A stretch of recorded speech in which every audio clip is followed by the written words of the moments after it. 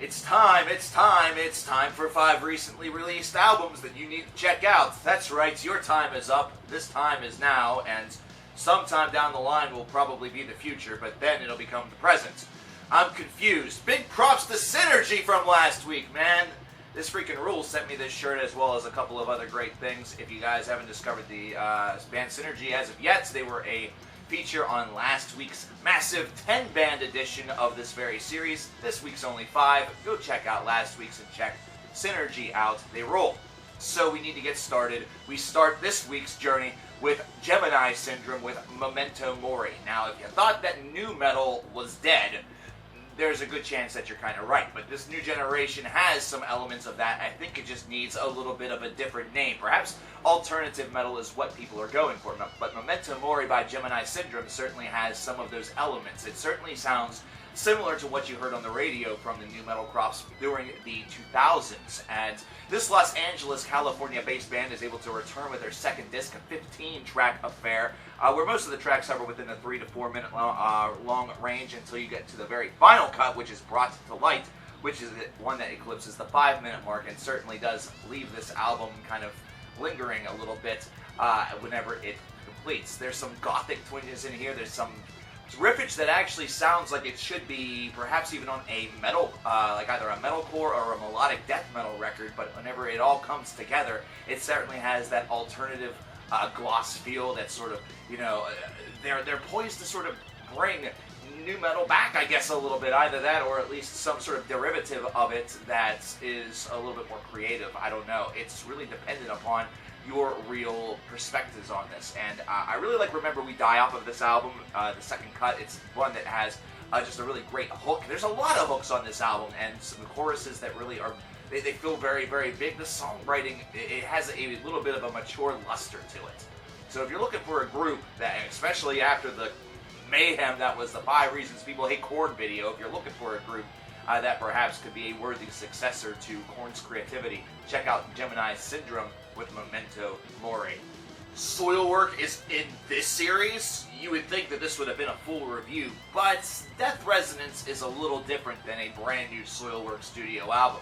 There's only 2 brand new songs, and the remainder of this 15-track affair is comprised of the Beyond the Infinite EP, as well as a bunch of Japanese bonus tracks from albums such as Stabbing the Drama, Sworn to a Great Divide, The Panic Broadcast, etc. So this isn't really all of that new of a record, aside from Helsinki and Death Resonance, the very first 2 cuts on here. And if you're concerned about where Soilwork is with the departure of Dirk, well, you're not going to really get that answer with this. Those songs were recorded already. But either way, this is a really neat sort of peering into a bit of Soilwork history, all done in one record. And Soilwork during the 2000s was a group that had a little bit of a, I guess, explorative side to them. They decided to try out a couple of brand new things after some big albums such as Steel Bath Suicide or The Chain Heart Machine. And this, with the, you basically get all of the songs that you missed out on unless you lived in Japan or got the Japanese special edition, or missed out on the Beyond the Infinite EP, or just want the 2 brand new tracks. It's a pretty cool collection. It's one that if you really enjoy Soilwork, you definitely got to pick this one up. It has a lot of strong material, and it does date itself a little bit. Whenever you listen to each cut, you can almost pinpoint exactly which album that it maybe was a bonus cut for or a Japanese cut for without even realizing it if you're that familiar with what Soilwork is all about. So if you want to take a little bit of a ride during some recent Soilwork history, as well as also get 2 cuts that showcase that Soilwork is still going in the right direction, check out Death Resonance by Soilwork. Winterstorm with Cube of Infinity, which is our 3rd observation today. These guys are a heavy metal, a power metal, and a folk metal project that is based out of Bavaria in Germany. Yes, Germany, the same home of the Scorpions, and that definitely makes a little bit of an appearance here, considering some of the riffs on this album really do kind of pay a little bit of an homage to some of that earlier heavy metal / hard rock. You can definitely hear some of those straight, direct riffs that you hear like that. I feel like they were cut right out of maybe the Judas Priest playbook, either that or perhaps even some of the harder edged moments of the Scorpions that then sort of morph into a power metal / folk metal side that just gives this a little bit more in the way of flavor. It definitely opens up the compositions a little bit more. It allows the option for a couple of more instruments to really provide that folk backbone that we kind of clamor for so much whenever we talk about that style of heavy metal.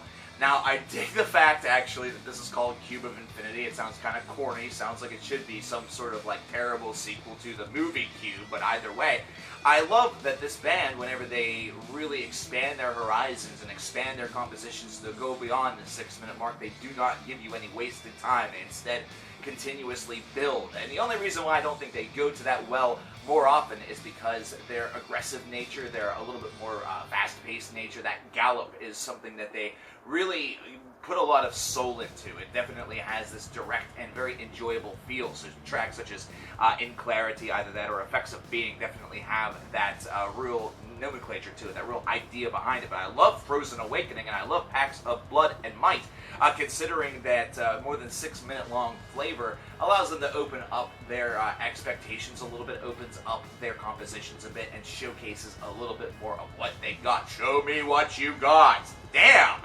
This is a really cool album that I think a lot may kind of sleep on, considering the title sounds a little bit cheesy. Don't do that. First off, really cool album cover. Look at that. That's pretty neat.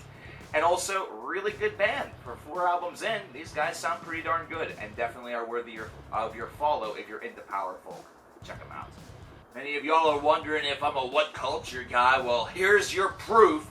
What just happened? The Skeletonwitch, the 4-track EP, the Apothic Gloom.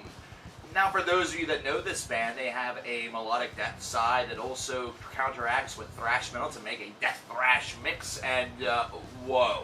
This 4-track EP features 2 of their longest songs ever, including a 7-minute long finale entitled Red Death, White Light. You might not think there's a lot to talk about whenever it comes to this, but there is, considering this is a heck of a risk for the group. Can they really withhold somebody's attention span for this period whenever most of their songs don't even make it past the 2.5 to 3.5 minute mark?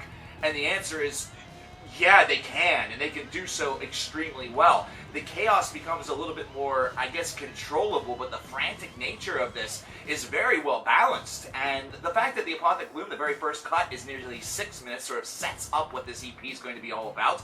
The 2 songs in the middle portion, which is Well of Despair and Black Waters, are both collectively around the same length of time as the final cut. So 3:54, 3:47. Okay, so it's a little longer. My math is off. Fuck you. And then Red Death and White Light just puts all conventions to bed, and it's just a 7-minute long assault. And it's what you would expect from Skeletonwitch. There's no fancy gimmicks. This isn't something where they're trying to distinctly and drastically alter their sound all of that much, but they have just taught the world a very important lesson, and that's the fact that just because you think you know what you're going to expect from a band doesn't always mean that that is going to happen. And just because you don't think a band could potentially pull off a 7-minute long maelstrom doesn't mean that they can't, because they did. This is a great EP. This is one that needs to be heard by more people, and there has to be a hopefulness, actually, inside that Skeletonwitch adapts this sort of new, I guess, songwriting direction on their future upcoming LP. So check this one out and let me know what you think about this. What do you think about this change? I personally am ecstatic about it. Our final exploration today will leave you changed, and that's just the truth. Throes of Dawn with the album Our Voices Shall Remain. This is the first album in 6 years from this dark metal project that has twinges of progressive and some twinges actually even of post-metal in some ways, although that's really up for debate.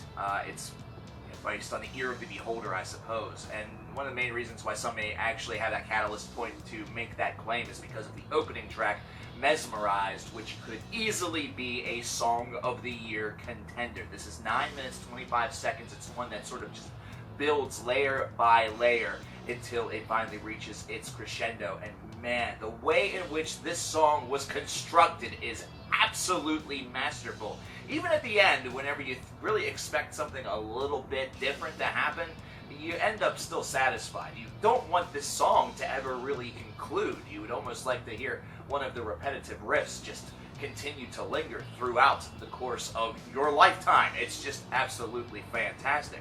At times, this band has some just beautiful ripping that reminds me almost of Pink Floyd-style soloing, like on tracks such as The Understanding. And once again, you hear it in the 14-minute track, The Black Wreath of Mind. Overall, this is a very emotional, almost romantic journey that does not seem to really want to slow down. 7 tracks on this disc, and it is one that just commands your attention. It demands that you come back to it and revisit it. It was very difficult to tear away from this album long enough to record this short little split.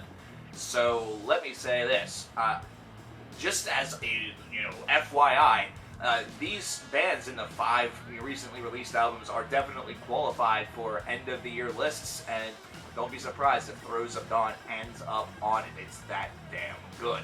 There you have it, ladies and gentlemen. 5 recently released albums that you absolutely need to scope out for yourself and see what you think of them. Are you excited about this coming week? What are you excited about? Which albums that are dropping have you ready to just explode? That sounded kind of gross. Let me know in the comments below. Are there any that were missed over this past weekend? Let me know as well. My name is CoverKillerNation, and I will see you guys next week whenever we examine 5 more recently released albums that you need to check out because you might have missed them. Yeah, I'm done. I'm out of here. Mittens is over here sleeping. He really liked the album. He tired himself out. Throws of Dawn, that is. And Skeletonwitch. Just about any of them. Oh, I have to do that.